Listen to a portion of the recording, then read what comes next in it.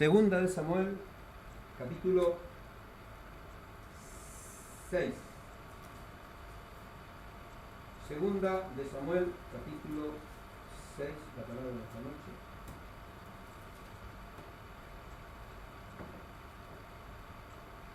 Y damos lectura a las Escrituras y lo hacemos en el nombre de Jesús. Dice la palabra de Dios, no, David intenta llevar el arca a Jerusalén. Versículo primero, capítulo 6, segundo del libro de Samuel. Dice, David volvió a reunir a todos los escogidos de Israel, 30.000 hombres. Se levantó David y partió de Baalá de Judá con todo el pueblo que lo acompañaba para trasladar de allí el arca de Dios, sobre el cual era invocado el nombre de Jehová de los ejércitos, que tiene su trono entre los querubines. Pusieron el arca de Dios sobre un carro nuevo y se llevaron el arca a la casa de Abinadab, que estaba en la colina. Usa y Ahío, hijos de Abinadab, guiaban el carro nuevo, mientras se llevaban de la casa de Abinadab, que estaba en la colina, el arca de Dios. Ahío iba delante del arca. David y toda la casa de Israel danzaban delante, gloria a Dios, de Jehová, con toda clase de instrumentos, de madera, de haya, con arpas, salterios, flautas y címbalos. Cuando llegaron a la era de Nacón, Usa extendió su mano hacia el arca de Dios y la sostuvo, pues los bueyes tropezaban. Entonces el furor de Jehová se encendió contra Usa. Allí mismo lo hirió Dios por aquella temeridad y cayó allí muerto junto al arca de Dios. Versículo 8. David se entristeció por haber herido Jehová a Usa, y fue llamado a aquel lugar Pérez Usa hasta el día de hoy. Y temiendo David a Jehová, aquel día dijo, ¿cómo ha de enterrar mi casa el arca de Jehová? ¿Cómo ha de entrar en mi casa el arca de Jehová? De modo que David no la quiso llevar a su casa, a la ciudad de David, gloria a Dios, a la casa de Obed. De modo que David no quiso llevar a su casa, a la ciudad de David, el arca de Jehová, sino que la hizo llevar a la casa de Obed-Edom, el Geteo, y estuvo allí el arca de Jehová en casa de Obed-Edom, el Geteo, 3 meses, y bendijo Jehová, gloria a Dios, a Obed-Edom y a toda su casa. Hasta aquí, amén, a la palabra de Dios. Podemos tomar asiento. Damos gracias a Dios. Y estamos, a través de esta palabra, vamos a poder ver, hermanos, algunos aspectos que a veces nosotros no alcanzamos a percibir. Nos vamos a dar cuenta de que hay muchas cosas que a nosotros, hermanos, nos parece que están bien, pero no lo están. Vemos que hay muchos manejos humanos dentro de la iglesia, dentro del ministerio, y que hay muchos hombres y mujeres que dicen ser cristianos que se manejan conformes, hermanos, a mandamientos y a doctrinas de hombres, los cuales Dios no aprueba. Tenemos un pueblo de Dios, hermanos, tenemos un pueblo cristiano que no ha alcanzado en este tiempo a poder disfrutar de la vida victoriosa, de una vida abundante, esta vida abundante que el Señor ha prometido entregarnos.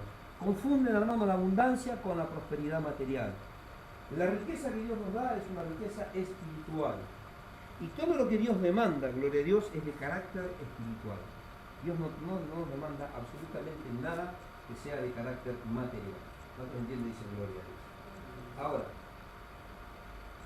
acá tenemos una historia, vamos a hacer una pequeña reseña. Todos saben que en los primeros tiempos el pueblo de Israel era un pueblo que no poseía reyes, no tenía un gobierno democrático, sino que el gobierno en Israel era teocrático, o sea, descendía directamente de Dios a través de Moisés, a través de alguno de sus siervos, a través de algún profeta, y a través de ellos Dios guiaba, dirigía y gobernaba su pueblo.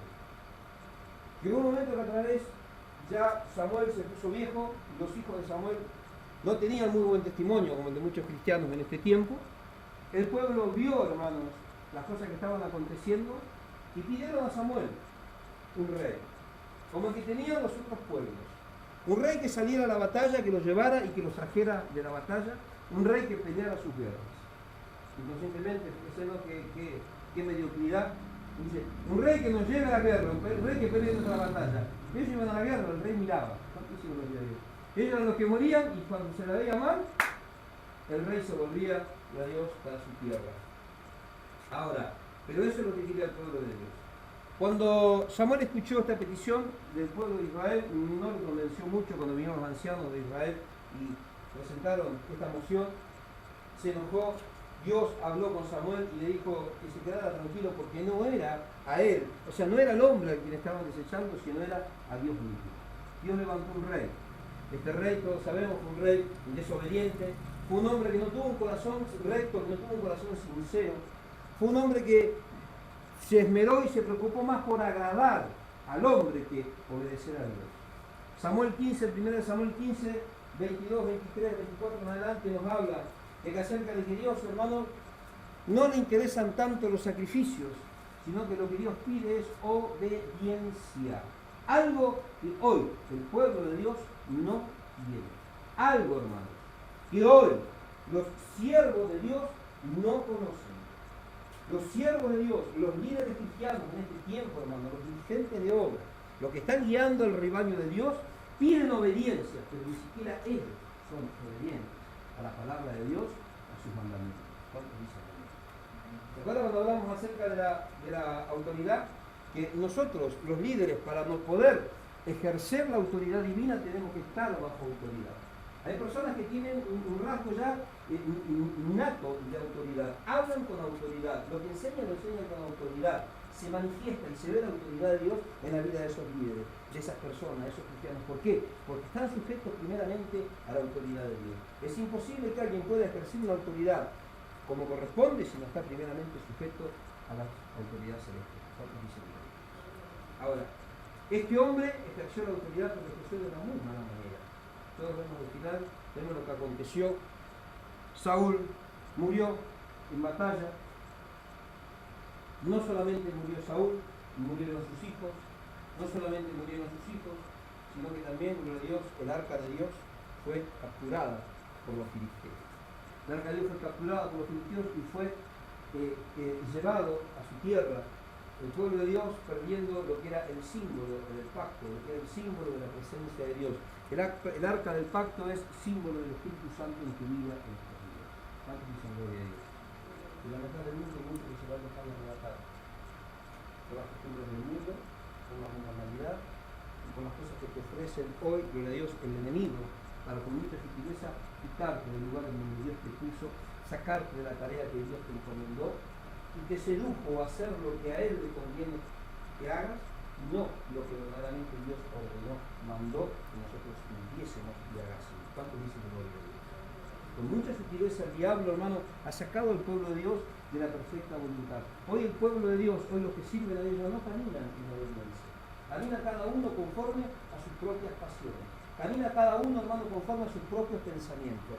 El cristiano vive como mejor le da la gana. El que sirve a Dios lo sirve como mejor le da la gana. Y no se dan cuenta, hermano, que hay una condenación sobre la vida, sobre las almas de los que obran de esa manera. ¿Cuántos dicen gloria a Dios? ¡Ah! Ya sé que muchos están pensando, pero Dios no juzga. Pero no se dan cuenta, hermano, de que muchas veces estamos tan equivocados y llamamos a lo bueno malo y a lo malo que llamamos. ¿Cuántos dicen gloria a Dios? Había un pastor, acá estábamos hablando de un pastor, hacía muchos días, hace 3 días que no me veía, dice, Pío Cardoso, que me veía, estuvimos conversando con la pastora Daniela, y estábamos conversando, ¿no? Y bueno, empezamos a tocar algunos aspectos, ¿no? Y él me dice, vos tenés que ser así, y vos tenés un liderazgo marcado entre los pastores, entre esto, entre aquello, pero vos tenés que ser así. Y tenés que conciliar con todo. Sí, no me acuerdo para dónde van, pero hasta donde yo sé que puedo, puedo. Cuando yo ya sé que no puedo más, tengo que tirar así que le viene el pueblo de Dios. Nos embarramos todo, porque yo me embarro porque se embarra aquel, porque si aquel no se embarra, aquel puede pensar que yo pienso que soy más que él o que lo estoy juzgando. Como no fuimos llamados a juzgar, nos embarramos todos en el lodo, gloria a Dios, hacemos todo lo que hace el otro, vivimos todos el viva la pepa, como se dice en el mundo, gloria a Dios, sin importarnos si lo que estamos haciendo está bien o está mal delante de Dios.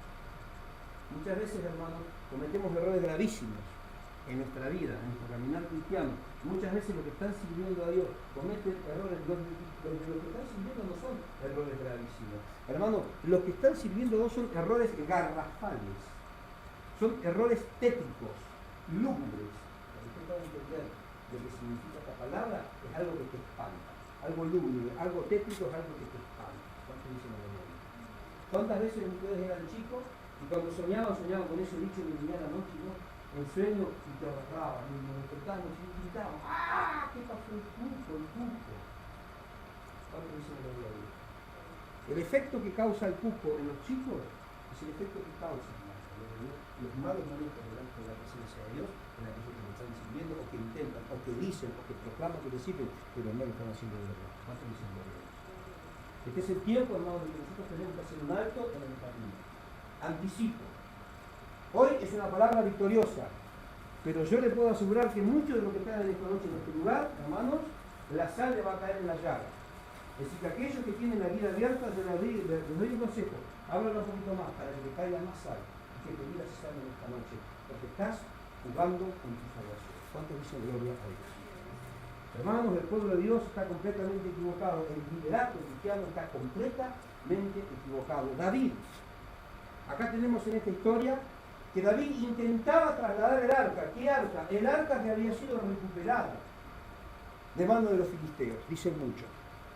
Pero cuando vamos a la palabra de Dios, el arca no fue recuperada de mano de los filisteos, sino que los filisteos tomaron algo que no les correspondía. Hermanos, tuvieron un manejo que no era el que deberían tener para con la presencia de Dios, para con el arca del pacto divino, y vino consecuencias graves. Dios hirió con mortandad, Dios hirió con enfermedad, Dios derramó juicio sobre aquellos filisteos. Los filisteos, lo mejor idea que tuvieron fue devolver el arca a quien verdaderamente les correspondía. Esto más o menos para que usted les vamos a ir profundizando en algunos aspectos, en algunos pasajes de las Escrituras, pero esto para que usted pueda ver, para que pueda más o menos hacerse una idea del panorama, porque también tenemos otro problema, hermano. El pueblo de Dios no conoce a Dios. Dice, David mató a Jezabel. No era al revés, David mató a Goliat. A veces dicen, como nosotros estamos en un lugar, dice, porque Mateo se bajó del árbol. Y yo lo miré, ¿no? Y quedaron todos, y sí. Digo, pero Mateo se bajó del árbol, después que se bajó Saqueo, subió Mateo, y después se bajó del árbol. Y se quedaron, y dice el pastor, no, tenés razón. ¿Cuánto dicen gloria a Dios? Porque usted no conoce la Biblia. Una cosa, hermano, es cometer errores en la presencia de Dios, en la vida cristiana.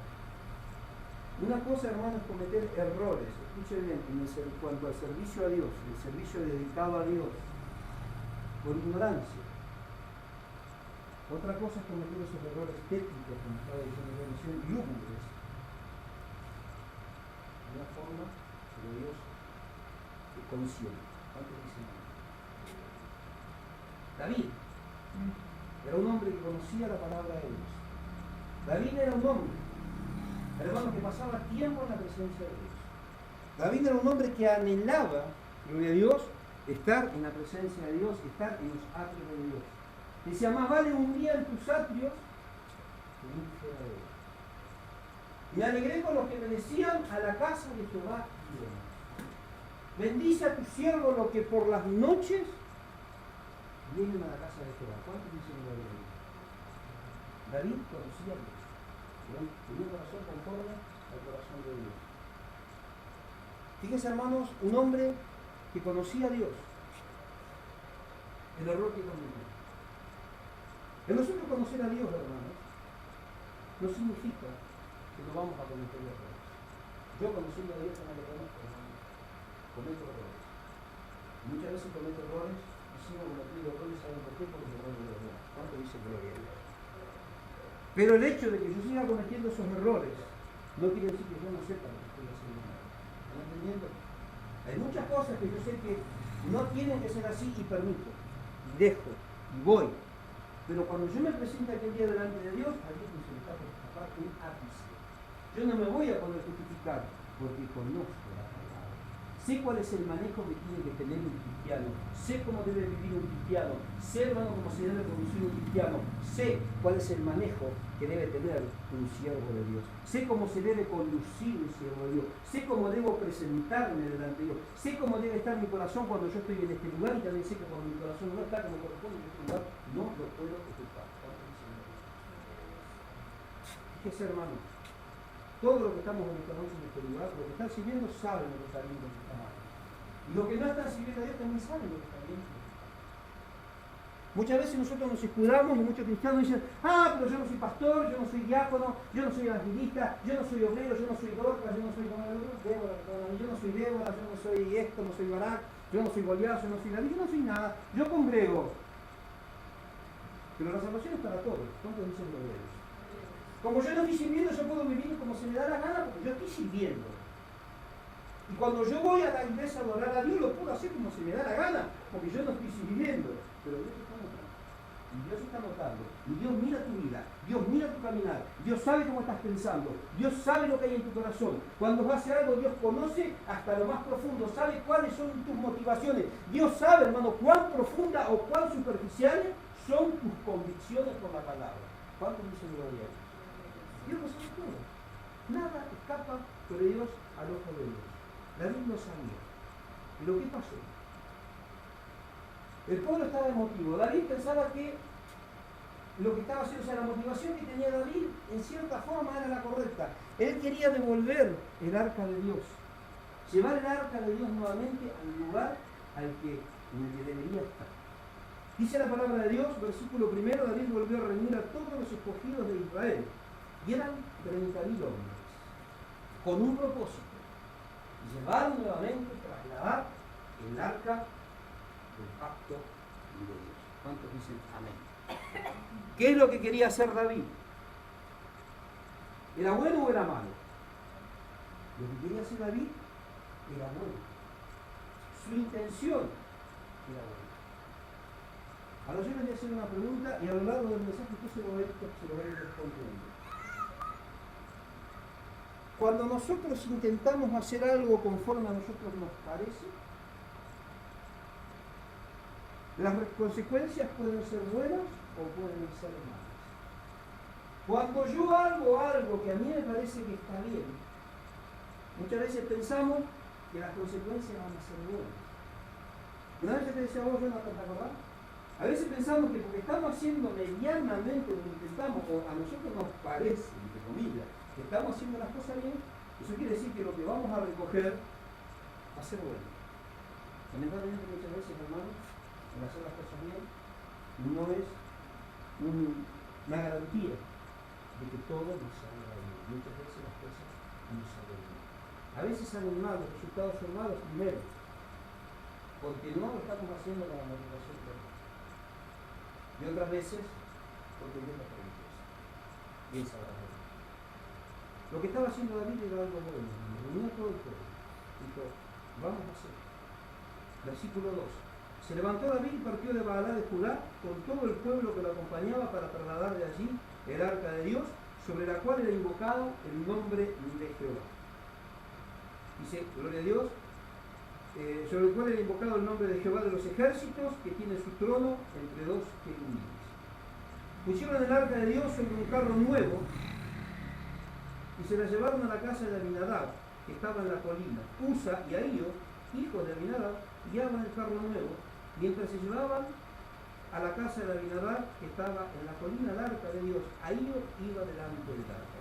David y toda la casa de Israel danzaban delante de Jehová con toda clase de instrumentos de madera, de haya, con arpas, salterios, panderos, flautas y címbalos. Cuando llegaron a la era de Nacón, Usa extendió su mano hacia el arca de Dios y la sostuvo, pues los bueyes tropezaban. Entonces el furor de Jehová se encendió contra Usa allí mismo, y murió sobre Dios por aquella temeridad, y cayó allí muerto junto al arca de Dios.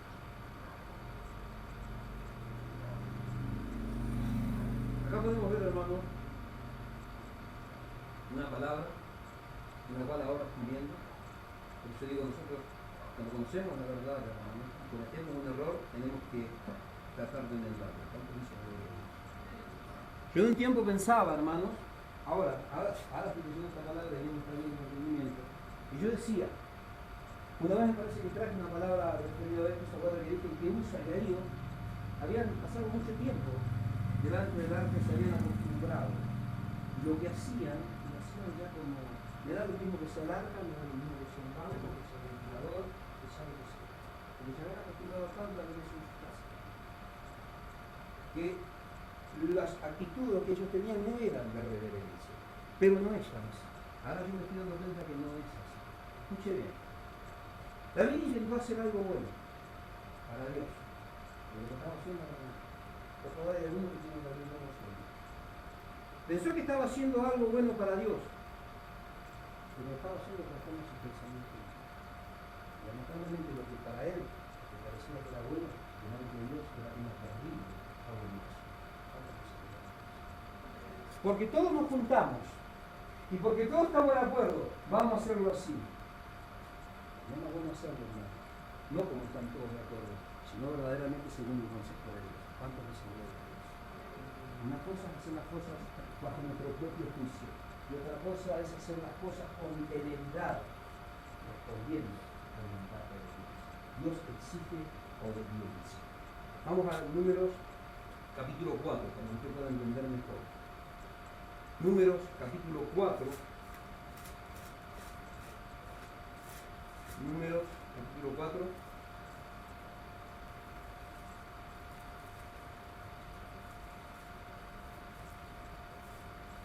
Versículo 14. Dios había dejado establecido, hermano, cuál era el manejo, cuál era la forma en el capítulo 4, versículo 14. Dios había, o sea, a Dios nada le dejó hacer. Había un pastor que a modo de chiste decía él, ¿no? Que es verdad, ¿no? Dice, porque hay una anécdota que cuenta, como era una historia, un testimonio, dice, que los que están sirviendo en el altar, que los que están sirviendo a Dios, hablando de los hombres, no podían tener defectos en ninguna parte de su cuerpo. Es una palabra media grosera, ¿no? Pero después también dijo que el puerco, que el cojo, que esto, que aquel, y eso está bien, sí, no es una historia, es la Biblia. Para Dios había establecido, hermano, que aquellos que entraban en su presencia no podían tener defectos. Un puerco no podía. Uno que tenía labios así, tampoco. El otro que tenía labios para arriba, tampoco. Cojeaba, tampoco. Le faltaba un dedo, menos. Le faltaba una oreja, menos. ¿Cuánto dicen de Dios? Y cada vez que alguno osaba, hermano, transgredir el mandato de Dios, automáticamente e inconociblemente moría en la presencia. Y esto fue durante casi todo, prácticamente durante todo el Antiguo Testamento. En el Nuevo Pacto las cosas cambiaron. Pero el temor a Dios no cambió. Dios exige que su pueblo tenga un temor reverente y que obedezca en su palabra en la vida. Dice la palabra de Dios, capítulo 4, versículo 14. Pondrán sobre él todo. Escuchen bien. Yo esta noche yo quiero que toda la iglesia entienda, hermano. No solo cuando está acá, sino también cuando van a otros lugares. Lo que significa el altar. Escuchen bien lo que están sirviendo. Lo que significa las cosas santas. Lo que significa el altar de Dios. Lo que significa un manejo ministerial. Lo que significa un servicio ministerial. Fíjense acá lo que tenemos toda la vida. Nosotros no podemos apartar ni a diestra ni a siniestra. Está todo claro en la Biblia. Dios había establecido de qué manera había que sacar las cenizas del altar, de qué forma, por dónde había que subir, cómo era la vestimenta del sacerdote, de qué manera había que subir, de qué forma había que ponerse, cómo había que agarrar los instrumentos consagrados a Jehová. ¿Cuánto dice la gloria de Dios? Todo en cuanto a lo que es el servicio de Dios, hermano, está estrictamente establecido en la Biblia. Todo en cuanto a lo que refiere a la vida del cristiano está estrictamente establecido por la palabra de Dios. Y el que no lo obedece pierde su salvación. Y si nunca lo obedeció, nunca tuvo salvación en sí. Dice creer, pero cree como lo sabe. 14 dice: pondrán sobre todos los instrumentos que se emplean en su servicio las paletas, los garfios, los braseros y los tazones. Todos los utensilios del altar se extenderán sobre él las cubiertas de pieles de tejones Le pondrán además las varas, después que acaben Aarón y sus hijos de cubrir el santuario y todos los utensilios del santuario.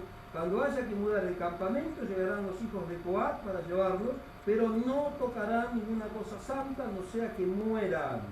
Estas serán las cosas que cargarán los hijos de Coat. Y acá comenzó a dejar establecido cuál era la tarea que le correspondía a cada uno.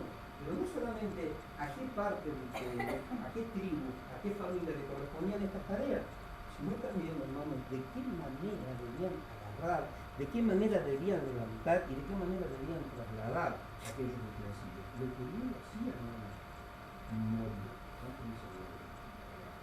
Eso es lo que le pasó a Pedro. Algunos dicen, los ateos dicen, no, Dios es un tirano, acá está la tiranía de Dios, acá está esa paqueta. No, Dios no es tirano. Dios es un Dios santo.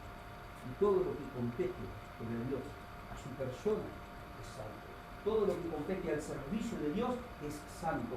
Todo lo que compete a la vida cristiana es santo. No es a medias. No es como a mí me parece, es santo. Es como lo que Él está exigiendo. Él jamás pide por favor, Él exige. Esos son los mandatos de Dios. Ahora, vamos un poquito más adelante. Vamos un poquito más adelante al capítulo 7. Acá usted puede leer después en su casa, léase todo el capítulo 4. El capítulo 4 habla acerca del servicio de los levitas. Los que están sirviendo a Dios, ¿qué son? Los que están sirviendo a Dios, ¿qué son? Una cosa que son todos niños. Levitan a esto, levitan a aquello, levitan a lo otro, levitan a todo. El pueblo de Dios también está llamado a servir en la presencia de Dios. Como nación santa, como el sacerdocio, como linaje escogido, como pueblo escogido por Dios, para anunciar las virtudes de aquel que los llamó de las tinieblas a la luz del milagro. Todo el pueblo, no los que principiaron de altar en las iglesias, sino los que forman al pueblo, también son levitas. Levitan a todo. Levitan a la oración. Levitan a la buena vida. Levitan, gloria a Dios, al orar por los demás es más fácil juzgarlo. ¿Cuánto dice gloria a Dios? Estamos en la misma condición. Dice la condición de que está el pueblo de Dios. Ahora, muchos decimos, yo soy salvo. Cuando empezamos a estudiar la palabra, ¿en qué situación difícil nos encontramos? Dicen, mirá lo que pasa en Siria. Yo le diría que usted entiende cómo pasa en Siria, me parece que está peor que los sirios. ¿Cuánto dice gloria a Dios? Qué tremendo. Pero por lo menos los sirios están viendo el ataque de los aliados y saben que en cualquier momento se larga. Nosotros no sabemos a qué hora, en qué día vendrá el Hijo del Hombre. Y cuando Él venga tenemos que estar preparados. En la condición en la que estamos, hermano, misericordia. No para ir al tercer cielo, me parece que nos asaltamos. Ante el águila nos quedamos. ¿Cuánto dice el Señor? Qué tremendo, ¿no? Deuteronomio, Números capítulo 7, versículo 9. Números capítulo 7, versículo 9. Dice la palabra de Dios. Pero a los hijos de Coat no les dio porque tenían que llevarse sobre sus hombros objetos más sanos. O sea, los hijos de Coat tenían una tarea específica, hacer algo. Tenían que hacer lo que Dios les había encomendado hacer. Hoy, Dios le ha delegado responsabilidades a su iglesia y Dios le ha delegado cierto tipo de responsabilidades a sus ministros. No lo hace. ¿Cuánto dicen la Biblia? Qué tremendo, ¿no? Está todo en la Biblia. Versículo 10. Versículo 9. Pero los hijos de Coat no les dio porque tenían que llevar sobre sus hombros objetos más santos. ¿Nosotros qué llevamos sobre nuestros hombros hoy? Nosotros sobre nuestros hombros no llevamos nada, hermano. Lo que llevamos lo tenemos que llevar adentro. Y es demasiado santo, hermano, para que vivamos de la manera en la que lo estamos haciendo. ¿Cuánto dicen gloria a Dios? La presencia pura de Dios. Ya no hay un arca, símbolo del pacto. Hoy está la sangre del pacto sobre nosotros. Y el Espíritu Santo, no sé si está, tendría que estar dentro de cada uno de nosotros. ¿No será que lo que tenemos nosotros es mucho más santo que lo que llevaban en aquellos tiempos los levitas? Eso para que vaya pensando, para que recapacitemos, ¿no? Hoy, mañana, pasado. Tenemos un tiempo, hermano, que Dios nos está dando para recomponer nuestra situación. Versículo 10. Los príncipes presentarán las ofrendas para la dedicación del altar el día en que fue ungido. Hicieron los príncipes su ofrenda delante del altar y Jehová dijo a Moisés, presentarán su ofrenda un príncipe un día y otro príncipe otro día para la dedicación del altar. ¿Qué es, hermano, lo que es el altar? Porque escuché lo que dio un comentario, ¿no? A veces, ay, el pastor es algo, no, me voy a poner más algo. Acá atrás yo no permito que venga nadie. Yo acá atrás no voy a permitir, hermano, que sea el hijo de quien sea, sin ofender a nadie, pero que ningún niño sea el hijo de Colón y venga acá y me empiece a manejar, que me empiece a jugar, que me empiece a manosear, hermano, las cosas que son santas de Dios. Porque esto es una amistad. ¿Van entendiendo, hermano? Los que están sirviendo a Dios, hermano. Fíjense, hermano, la cautela que tenemos que tener con este lugar. A veces corremos los parlantes y un poco más nos agarramos las patadas.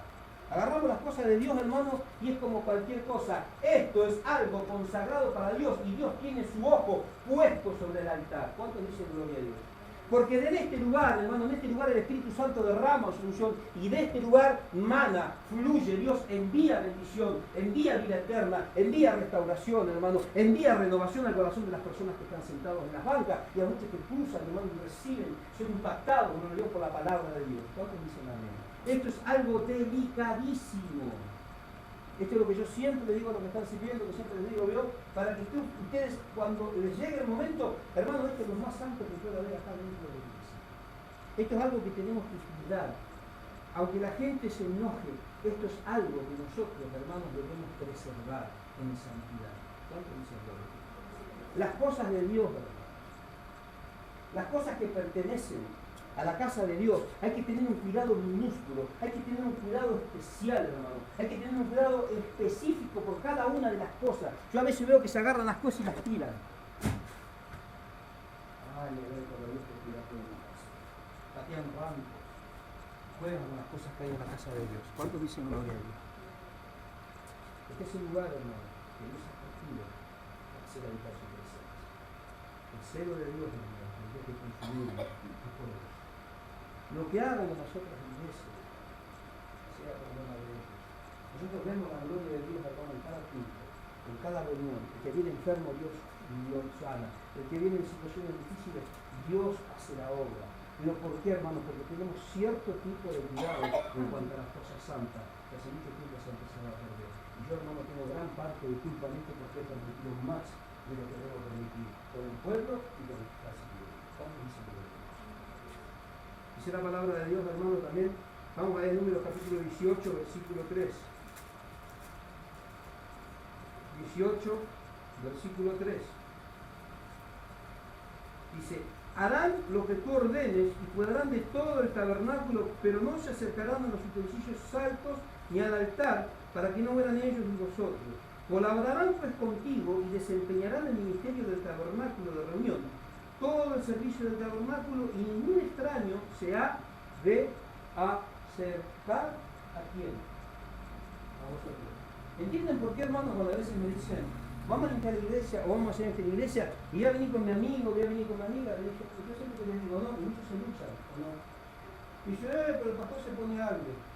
No, hermano, eso lo digo yo. Hay una directriz explícita de parte de Dios en las pocas manos palabras. Yo no voy a hacer esa oración, pero acabar a ver iglesia. ¿Querés el tiempo más difícil de para la iglesia? Porque estamos a las puertas. Ya viene. Yo vine a buscar una iglesia santa. Por dentro, santa. Por fuera. Tenemos nosotros que tener mucho cuidado. Versículo 3. Harán entonces lo que tú ordenes y cuidarán de todo el tabernáculo, pero no se acercarán a los utensilios santos ni al altar, para que no mueran ellos y vosotros. Ahora, fíjense lo que dice en el versículo 1. Jehová dijo a Aarón, tú y tus hijos y tu casa paterna cargaréis con el pecado del santuario, y tú y tus hijos cargaréis con el pecado de vuestro sacerdocio. ¿Sabe qué está diciendo, no? ¿Alguien puede entender lo que quiere decir esta palabra? Parece que no entiende. Fíjense lo que dice. Jehová dijo a Aarón, Jehová dijo a un pastor, Jehová dice a un apóstol, Jehová dice a un evangelista, Jehová dice a un diácono encargado de obra que está al frente guiando al pueblo de Dios, guiando el rebaño de Dios. ¿Cuántos dicen gloria a Dios? Fíjense lo que dice, fíjense la posición que estoy, para que ustedes puedan entender a veces por qué nos plantamos como nos plantamos. Dice la palabra de Dios, Jehová dijo a Aarón, tú y tus hijos, mi familia, cargaréis con el pecado del santuario. ¿Cuántos dicen gloria a Dios? ¿Cuántos entienden un poquito más de lo que están sirviendo a Dios? Versículo 2. Entonces, haz que tú también y tus hermanos se acerquen a ti y se reúnan contigo, la tribu de Levi, la tribu de tu padre, y te servirán. Tú y tus hijos serviréis delante del tabernáculo del testimonio. O sea, estas son las ordenanzas, hermanos, que Dios ha dejado establecido, gloria a Dios, para cómo debería desarrollarse toda actividad en cuanto competía a la presencia de Dios, en cuanto todo lo que competía a lo que era el servicio de Dios. ¿Qué le importaba más a Dios, hermano? Esa algarabía, ese jolgorio, ese gozo, esa emoción que había en el corazón de David, pero le interesaba más, hermano, que se lo dé su padre. A Dios no le interesan las emociones, hermano. A Dios no le interesa absolutamente para nada cuando nosotros hacemos las cosas en nuestras emociones. A lo que Dios le importa, lo que le interesa es que nosotros le estamos estableciendo su palabra. Yo puedo tener una emoción y puedo tener ganas, hermano, y pensamiento de hacer 17.000 millones de cosas para Dios a mi manera. A Dios no le importa, Dios no lo recibe. Dios recibe solo aquello, hermano, que Él ha dejado establecido de cómo nosotros tenemos. La ofrenda que Dios recibe es cuando la ofrenda está conforme a lo que Él estableció. Eso Dios lo recibe. Lo otro es pérdida innecesaria de tiempo. ¿Cuánto dicen de verdad? Los otro día me preguntaban del ayuno, de esto, de así, de acá. Me preguntaron, ¿cuál es el verdadero ayuno? Este es el verdadero ayuno. ¿Y cómo hacemos? Bueno, hay que esforzarse, si no, así. Y tú dices, ¿hacemos así? No. Dios no lo estableció así. Eso no es ayuno. No necesito lograr ni nada para nadie se lo estuvimos hablando con unos hermanos, con unas hermanas. Dije, eso es pasar hambre sin necesidad. ¿Por qué? Porque Dios no lo valora y mucho menos lo recibe. Porque no lo obliga a hacer. ¿Cómo dicen de Dios?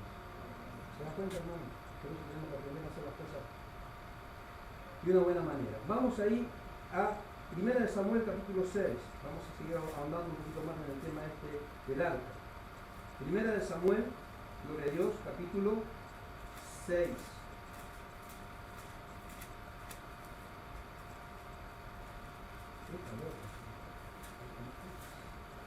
El ventilador. Cuando las alturas de las hermanas con el ventilador que se quedan fuera. Sí, pero está muy extraño, no es que hace muy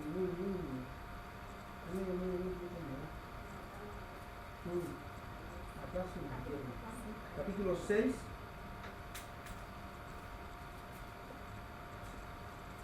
Versículo 19.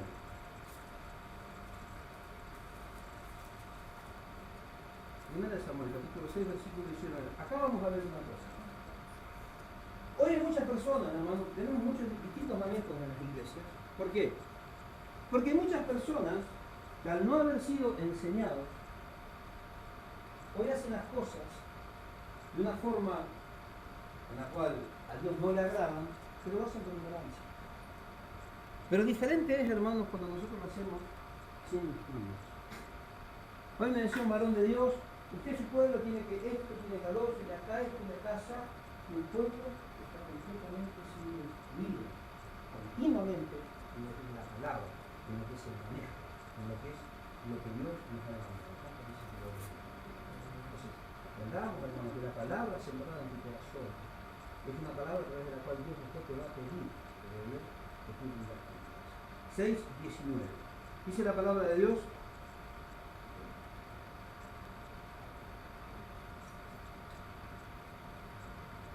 A ver.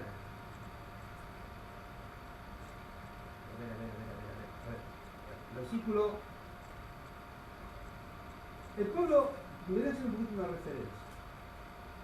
Los filisteos, hermanos, capturaron el arca, lo llevaron a su tierra, lo metieron donde no lo tenía que meter, y estaba su dios Dagón, y cada vez que paraban el libro, se caía, paraban el libro, se caía. Cometieron errores por ignorancia. Ellos no conocían, hermano, la ley de Dios. Ellos acabaron con el arca, sabían que era algo valioso, sabían que era algo, un tesoro sagrado para el pueblo de Israel, pero no tenían la más tanta idea de lo que era. Entonces ellos lo agarraban y no les importaba. Dice que Dios los vivió con enfermedades, con tumores, hasta que entró temeridad en ellos. Se dieron cuenta, algo está pasando, la gente va a llegar. Empezaron a investigar, y empezaron a ver lo de Dios, por qué estaban aconteciendo esas cosas. Entendieron que el juicio de Dios había venido sobre ellos. ¿Qué hicieron?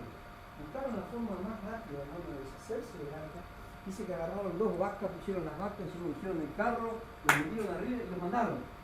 Dice la palabra de Dios, usted lo va a estar leyendo ahí ese capítulo, dice que las vacas iban derechito, derechito, derechito, derechito, derechito, derechito, hasta el límite de Bet-Semes, hasta donde entraba ya el territorio de Israel. Dios mismo guiando a estos animalitos. Ahora, estos animalitos no fueron solamente, pusieron el carro y pusieron el arca, sino que pusieron porros, pusieron pollas, pusieron una ofrenda.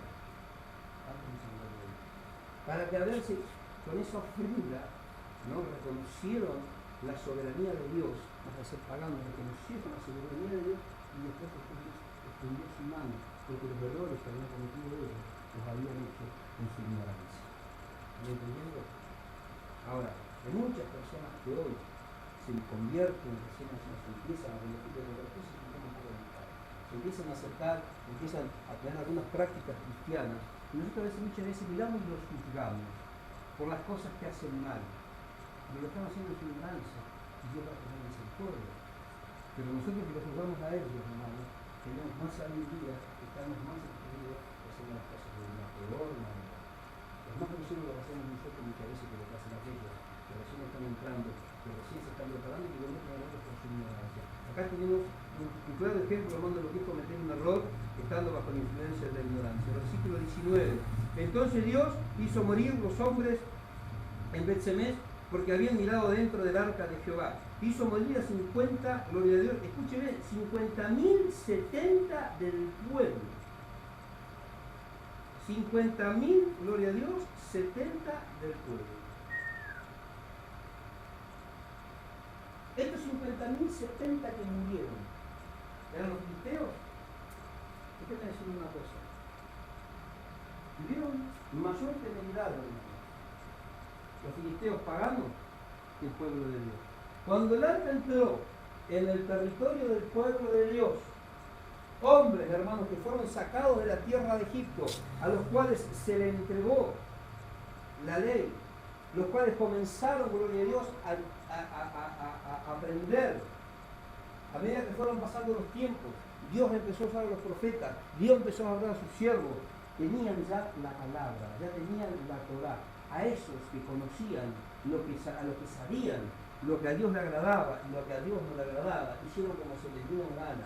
Dice que se metieron así, miraron lo de Dios por dentro del arca de Jehová. Y dice que 50.070 personas murieron por este acto de desobediencia de Dios y de falta de temeridad. ¿Cuánto decimos? A veces nosotros, hermanos, las cosas de Dios las agarramos tan solapadamente. Qué tremendo, ¿no? A veces pensamos que ser cristiano es, vamos a Dios, animal, aleluya. Yo contaba a un siervo de Dios que tenía un mecánico que era cristiano, ¿no? Y llegó por ahí, porque estaban, y se llevó al taller con mi hermano, que era mecánico, que estaba llevando la camioneta, y por ahí ya medio mediodía, ¿no? Dice que salta el mecánico y dice las cosas, tráeme lo que ya sabes fresco. Ya después dice que andaba hecho una uva, ¿no? Gloria a Dios. Qué feo testimonio para los cristianos, ¿no? Pero a veces nosotros miramos y decimos, ese cristiano va a ser borracho. Ahora yo no te estoy jugando de eso, pero ¿cuántas cosas que en la misma magnitud de ese borracho haces tú que agreden la santidad de Dios, que violentan la soberanía de Dios, que impiden que Dios pueda establecer un gobierno que trata de después vivimos luchados, vivimos con problemas, vivimos con mal, porque Dios, si yo hago esto, Dios no te quiere que lo hagas como usted le parece, Dios te quiere que lo hagas como tenemos que vivir, está acá, como debemos servirle, está acá, como debemos cantar, está acá, como debemos limpiar, está acá, todo lo que hacemos para Dios, cómo tenemos que hacerlo, está acá, cómo tiene que estar nuestra vida, está acá. terrible, hermano, cuando nosotros hacemos las cosas bajo la influencia de las emociones. David obró por emociones. Yo siempre digo, las emociones y todo se lucha. Las emociones. Cuando uno obra las emociones, hermano, tú le das a trazar problemas. No produce sentido. No produce. Es una carga demasiado pesada que mi cabeza se va. Hacemos todo por emociones. ¿Cuántos van a venir mañana a pintar la iglesia? ¡Yo! Al otro día 11 de la mañana, y el encargado de obra, yo. ¿Cuántos vamos a cortar pasto de la iglesia ahí en la entrada? ¡Yo! Al otro día, el encargado de obra, yo emociono. Ofendiendo. Escuché bien. Ofendiendo a Dios. Porque la palabra dice que tu sí sea así, que tu no sea no. Que todo lo que hagamos, sea de palabra, sea de hecho, palabra con la no, pero yo dije y no pude. El hombre de doble ánimo es importante en todos sus caminos. Va a pedir y nada va a recibir. Y la vida le va a ir de mal en peor. ¿Por qué? Porque nada dará Jehová Dios al que de tal manera haga. La carta Santiago. ¿Cuánto dice que ¿por qué las cosas nos van como nos van, hermano? ¿Porque Dios es malo? ¿Porque Dios no nos escucha? ¿No será porque nosotros estamos haciendo las cosas fuera de las ordenanzas de Dios? Qué tremendo, ¿no? Qué tremendo. Imagínense, las chicas están tiranías o vacías. Bueno, ellas están estudiando, ¿no? Imagínate que vas a presentar un juicio y lo presentás medio como vos querés. ¿Qué te van a decir? No es así. Yo estoy haciendo unas presentaciones de papeles y viene el hombre y me dice, no, porque así, no, escúcheme, le digo, ¿por qué? Y me dice el hombre, no, ¿sabes qué? Yo sé lo que tengo que hacer, y esto no, pero escúcheme, anda y trae lo que yo te digo. El Señor me atendió mal, ¿no? Pero yo quedé redundando. Y después el día por el camino venía a pensar y me dice, ¿para qué tal? Quiero hacer como yo quiero, y ya hay una ley establecida, que tiene que ser de esa manera, y tiene que ser de esa forma, y son esos papeles, y es con esos formularios, y es como ellos dicen, como yo quiero no va a poder ser. Voy a intentar, pero no va a poder. ¿Cuántos están intentando y nunca pueden? Porque no es la forma correcta. No es, hermano, la motivación correcta. Son sus emociones. Estamos viendo por emociones. A Dios las emociones no les interesan. No es para que ninguno se enoje, pero hay que marcar bien esta palabra. La adoración no necesita ser emotiva. Hoy vemos en muchas iglesias, estamos ahondando un poco más en la adoración y tuvimos casi 45 a 50 minutos de una adoración. Está lindo. Pero por ahí hay algunas iglesias grandes donde uno ve que están adorando y lloran. Amor por tendido. Y no poco tiempo, cuando salen del punto, por Dios. Siento la gloria de Dios. No vas a sentir la gloria de Dios, hermano, cuando lo veré. Mientras tanto, lo único que vas a sentir es una pobre y larga emoción. ¿Cuánto dice Dios? Eso es, hermano, lo que nosotros tenemos que aprender en este tiempo. La mejor adoración, según dice la palabra de Dios, que Dios necesita adoradores, que lo adoren en espíritu y en verdad. ¿A cuánto les gusta adorar a Dios? ¿A todos les gusta adorar a Dios? No. Ahora, ¿saben cuál es la mejor adoración, hermano? La mejor adoración para Dios, que recibe Dios a Dios, la que está fundamentada en su palabra y en la obediencia. Es la mejor adoración. Es el mejor olor grato, es la mejor ofrenda que nosotros podemos presentar delante de Dios. Lo demás no llega a Dios. Ahora, vamos a ir a 1 de Crónicas, capítulo 15.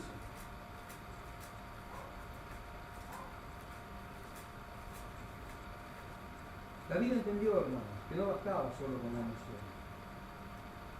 Pero lamentablemente, hermanos, para entenderlo, le costó la vida a Pérez. Bueno, a Usa.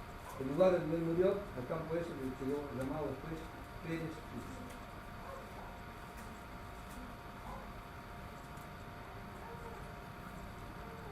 Primera de Crónicas, capítulo 15, versículo 25.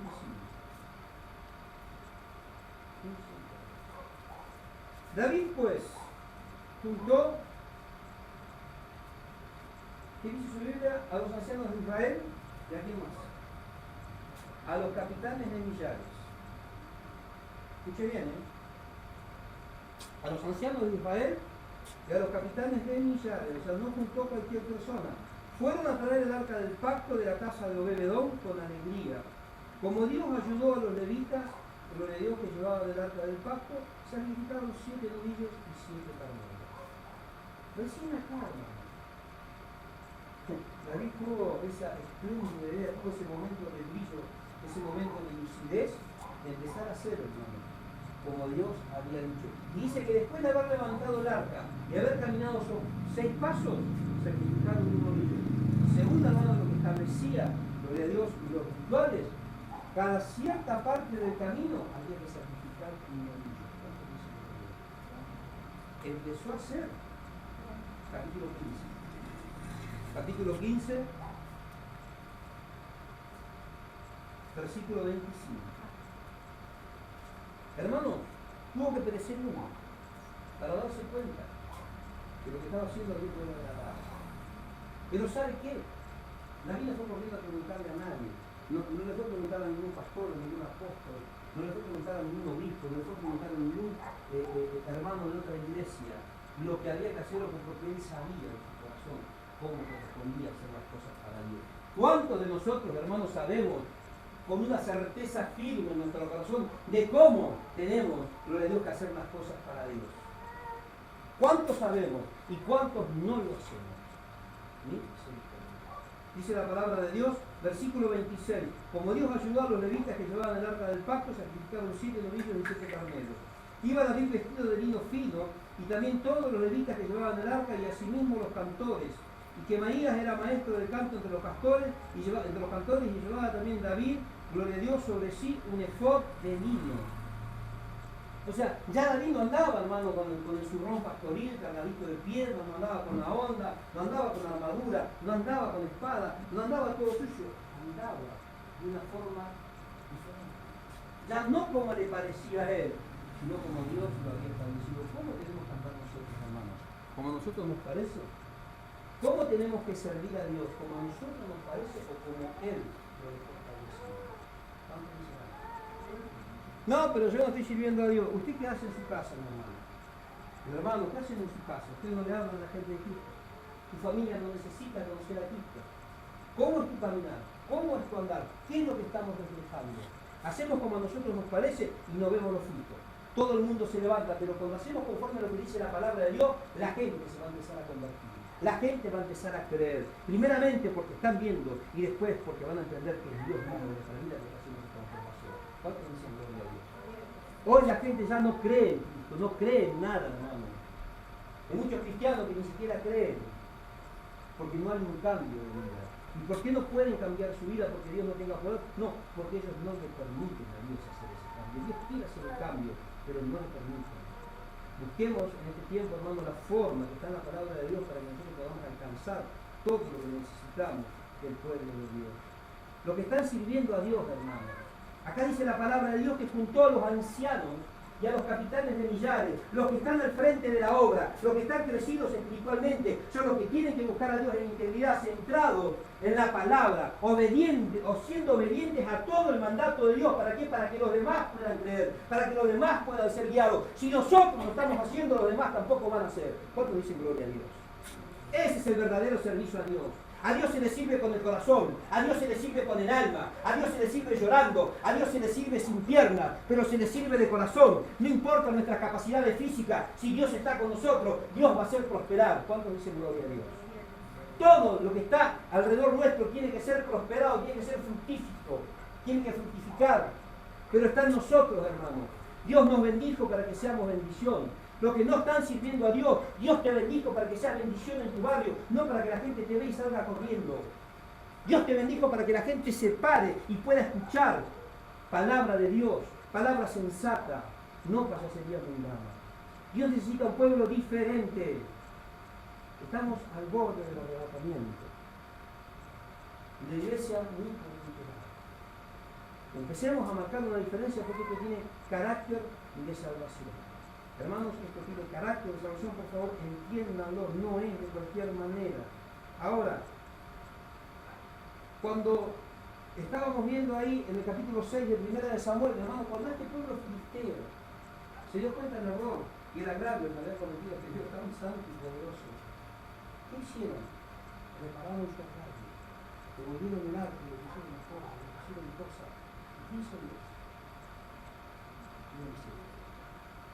Pero sin embargo, cuando entró en Betsemes, hermano, el pueblo de Dios, conociendo lo que no podía hacer, y fue y hizo. ¿Qué pasó? Mandó 50.000 secuelas. Fíjese que tremendo. Dios teniendo misericordia, vimos pagando cochinos y al mismo tiempo, hermano, estableciendo incluso un lecho de mortandad sobre 7.070 judíos. Qué tremendo, ¿no? Él podemos decir, ay, pero ¿y cómo Dios? Entonces, ¿por qué Dios esto? Al final a Dios no se lo entiende. Sí, hermano. Dios es santo. Mejor, dice el apóstol Pedro, que si hubiera sido no haber conocido, que habiendo conocido, haberse vuelto atrás del santo y justo mandamiento que nos fue dado. ¿Cuánto dicen gloria a Dios? Y después la demás cosas pero ya saben lo que dice, ¿no? Que el perro guau guau y que la puerta hoy hacen lo que hacen. Pero gracias a Dios que nosotros no hacemos eso. Ahora, hermanos, nosotros en este tiempo tenemos que entender que la obra de Dios, hermanos, se hace conforme a las Escrituras. La obra de Dios se hace conforme a la palabra. Y nosotros tenemos que entender, hermanos, que no nos basta simplemente con un deseo para servirlo. Al diablo lo decía que lo servía con deseo y para nosotros. A Dios se le sirve la obediencia, negándome a mí mismo, haciendo lo que a mí no me parece que está bien, pero necesito para mí está bien y lo hago, porque sé que va a tener buenas consecuencias para mí y para los que estén conmigo. Esto es lo que nosotros necesitamos entender en este tiempo, hermano. El servicio, todo lo que hacemos para Dios debe hacerse conforme a su voluntad, no conforme a lo que a nosotros nos parezca. El pueblo de Dios servía a Dios. Las tribus apartadas y las familias apartadas para el servicio a Dios, hermanos, eran algo especial, eran algo apartado, algo santificado. Y el trabajo y el servicio era para ellos, no era para los demás. Y el que intervenía en ese servicio automáticamente moría. ¿Cuánto dice? Gracias a que Dios, hermanos, no obra de esa manera. Hoy tenemos tantos pastores, hermanos, que están en una situación tan compleja, uno que dejó, que se separó, que se juntó, que se fue para acá con otra, conociendo una palabra. Y lo más trágico, ¿sabe qué, hermanos? Siguen habiendo iglesias por otro lado sirviendo a Dios de esa manera. Qué tremendo, ¿no? Se están perdiendo ellos, hermanos, están llevando gente porque no tienes en esa condición, pero a Dios, ¿qué pueden perder? Y dice, hermano, cuánta confusión hay en este día. El mundo está confundido, la iglesia está confundida. Pero lo que nos hacemos la palabra no podemos estar confundidos. David se emocionó. Pero cuando esa emoción nos llevó a cometer tan grave error, capacito dijo, ay, a mí me hubiese gustado que fuera así, pero bueno, no era así. Hicieron las varas, consagraron a los levitas, él se puso una vestidura de lino, de lino fino, se vistió con un uniforme pectoral para los sacerdotes. ¿Cuántos dicen gloria a Dios? Qué tremendo, ¿no? Aprendamos en este tiempo, hermanos, que no es de cualquier manera servir a Dios. Nosotros tenemos que en este tiempo entender esta palabra que hemos hablado de esta noche. Lo que le pasó a Usa. ¿Saben por qué fue, hermano? Esta actitud que tuvo Usa habla de las relaciones humanas infernales de los cristianos que están sirviendo a Dios. Están sirviendo a Dios en la carne. Cuando hacemos esas cosas, ¿qué le pasó a Usa? Murió. Nosotros vamos a morir en este tiempo, Dios te va a levantar. Dele gracias a Dios en este tiempo de muerte, pero hay que levantamiento. Si no nos volvemos, vamos a pasar. Vamos a decir gloria a Dios. Porque estamos sirviendo a Dios. No es de cualquier manera. En las fuerzas humanas no se le puede entregar absolutamente nada a Dios. Hay muchas veces que viene a la gente de la iglesia y ora. Y dice esto. Ay, porque ya hice esto, después ya sale, ya está, ya cumplí con Dios. No es así. Cristiano 24 horas del día, que está sirviendo a Dios, está sirviendo a Dios acá, está sirviendo a Dios acá, está sirviendo. Hasta cuando estamos viviendo servimos a Dios, ¿saben por qué? Porque Dios nos habla en sueños. ¿Cuánto le pasa? Dios nos habla. Hasta cuando. Ni cuando estamos durmiendo descansamos. Yo anoche nos acordamos y decía, no sé si dormí o no dormí. Miré la hora, a las 6 de la mañana me tenía que ir a dormir. Y me sentí y dije, dormí o no dormí. Y dije, sí, me parece que dormí, pero estaba cansado, ¿no? Pero no me acordaba en qué momento dormí, cuánto dormí. Pero yo sé que Dios me estuvo hablando, Dios me estuvo mostrando algunas cosas y por ahí a veces me agarra el rato diciendo, hermano, yo sé que a todos Dios me está hablando. Todos los hermanos en este tiempo están recibiendo esa bendición que Dios te habla. De una forma u otra Dios se está manifestando. De una forma u otra Dios se está comunicando con nosotros. Hermanos, no seamos rebeldes al oír la palabra de Dios. Sabemos lo que está bien y sabemos lo que está mal. Hermanos, no quieramos justificarnos delante de Dios. No quieramos decirle a Dios, ay Señor, yo voy a los cultos y vos sabés que yo ofrendo y yo esto y yo aquello y a lo mejor pinto a la iglesia y a lo mejor inflo huevo para la iglesia y me disfrazo de payaso o payasa para la iglesia, cuántas cosas, hasta canto y adoro. Lo hago para vos. Y el Señor te dice, ¿y de qué te sirve? Si yo no te lo pedí de esa manera, no te lo hice.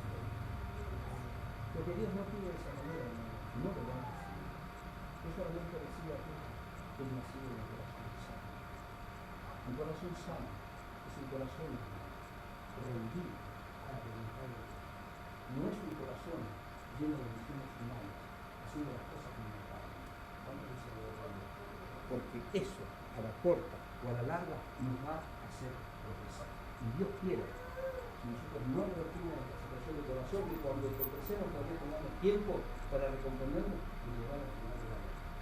No podemos decir, hermano, cuándo va a ser, pero sí lo que podemos hacer es hacer un morrón y cuenta nueva. Dejar, hermano, de estar pidiendo con la mano, de estar orando con el codo. Nos ponemos de pie un segundito.